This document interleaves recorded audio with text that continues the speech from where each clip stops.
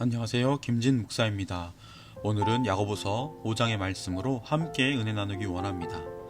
오늘 본문의 8절을 보면 너희도 길이 참고 마음을 굳게 하라. 주의 강림이 가까우니라 말씀합니다.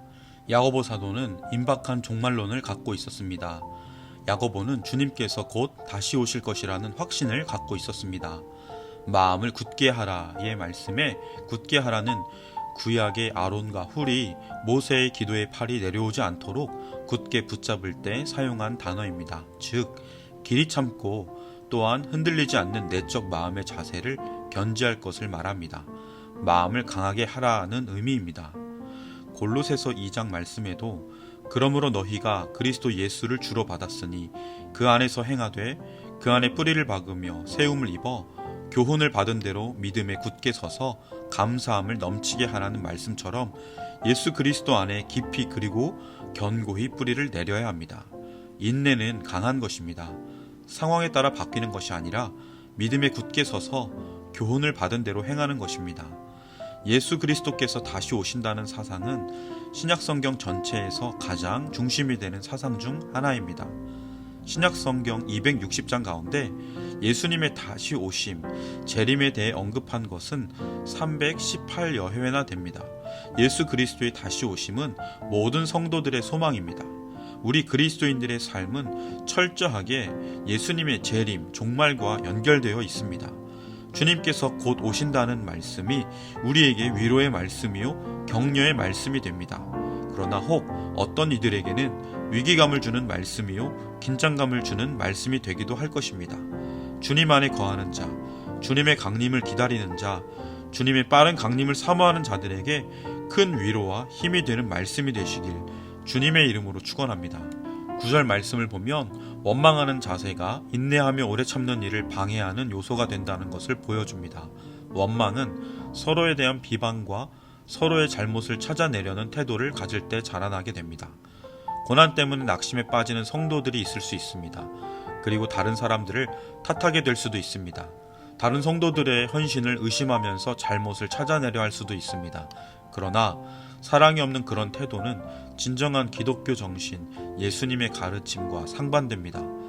심판자가 문 밖에 서 계시는데, 예수님께서 문 밖에 서 계시는데 누가 이런 자세를 가질 수 있겠습니까? 예수님의 재림은 너무도 확실한 사건임에도 불구하고 그리스도인들이 서로 다툰다는 것은 얼마나 이상하고 말도 되지 않는 일인지 모릅니다. 다윗이 압살롬을 피해 도망갈 때 시므이란 사람이 다윗을 향해 돌을 던지며 저주합니다. 이때 다윗을 수호하던 자 아비새가 그를 죽이려고 할 때 다윗은 그를 말리며 이렇게 말합니다. 만일 내가 잘못이 있어 조롱을 받으면 그것은 당연히 받아야 할 것이니 그를 해쳐서는 안 될 것이고, 만일 내가 지금 당하는 억울함의 원인이 내게 있는 것이 아니라면 주님께서 나의 억울함으로 인하여 나를 돌보실 것이다. 이것이 우리 그리스도인들이 배워야 할 자세입니다. 시편 37편에 악을 행하는 자들 때문에 불평하지 말며 불의를 행하는 자들을 시기하지 말지어다. 그들은 풀과 같이 속히 배임을 당할 것이며 푸른 채소같이 쇠잔할 것이미로다 말씀합니다. 그리고 계속해서 여호와를 의뢰하고 선을 행하라. 또 여호와를 기뻐하라. 그가 내 마음의 소원을 내게 이루어 주시리로다 말씀합니다. 우리는 하나님의 축복, 능력, 은사를 기뻐합니다. 그렇지만 하나님을 기뻐하는 사람은 드뭅니다. 하나님이 주신 것은 좋아하면서 하나님에 대하여는 무관심합니다. 세상은 돈이 전부인 줄 압니다. 여러분은 돈보다 더 귀한 것을 찾았습니까? 돈보다 하나님이 더 기쁘다면 그 마음의 소원을 하나님께서 이루실 줄 믿습니다. 내 길을 여호와께 맡기라. 그를 의지하면 그가 이루시고 내 의를 빛같이 나타내시며 내 공의를 정오의 빛같이 하시리로다. 우리는 예수님의 다시 오심을 준비하며 살아야 합니다. 10절과 11절에 욥과 구약의 선지자들이 고난 속에서 인내를 보여주었던 것을 예로 듭니다. 선지자들은 하나님의 이름으로 말했기 때문에 고난을 받습니다. 그러나 고난 속에서 그들은 불평하지 않았으며 오래 참는 놀라운 인내를 보여줍니다.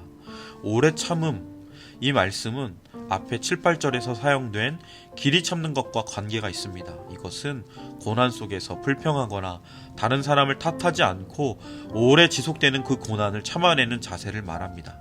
예레미야 38장에서 시드기야 왕은 예레미야를 구덩이에 던져넣고 그곳에서 죽게 하려 합니다. 그러나 예레미야는 왕에 대해서나 하나님을 향해 아무런 불평도 하지 않습니다.